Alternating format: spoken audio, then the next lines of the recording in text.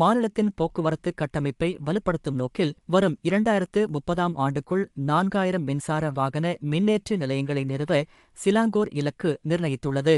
இதுகுறித்து கருத்துரைத்த ஆட்சிக்குழு உறுப்பினர் யிங் சிஹான், தற்போது மாநிலம் முழுவதும் உள்ள 12 உள்ளூராட்சி மன்றங்களின் கீழ் 1090 மின்னேற்ற நிலையங்கள் பயன்பாட்டில் உள்ளதாக தெரிவித்தார். இதில் அதிகபட்சமாக ஷா ஆலாம் மாநகராட்சி 226 நிலையங்களை கொண்டுள்ளது.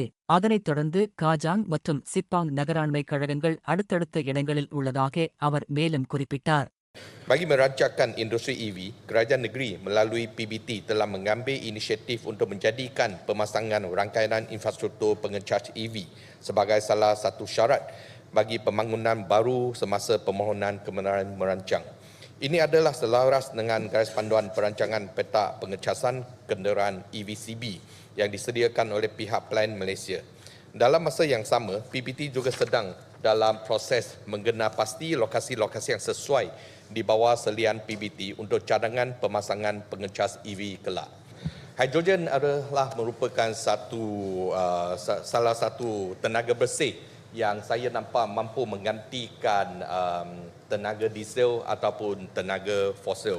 Dan kerajaan negeri Selangor telah melantik pihak Worldwide untuk menggerakkan inisiatif ini untuk membina electrolyzer hidrogen yang mana penghasilan hidrogen ini akan digunakan di dalam inisiatif Bus Smart Selangor.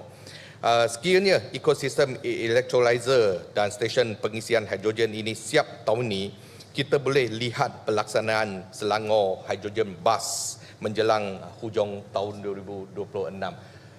Oleh kerana penghasilan hidrogen ini melibatkan kos yang agak tinggi, jadi kita perlu merancangkan inisiatif ni ataupun projek ini dengan berhati-hati supaya projek ini dapat dilaksanakan dengan lancar selepas kita mempunyai electrolyzer dan juga stesen pengisian.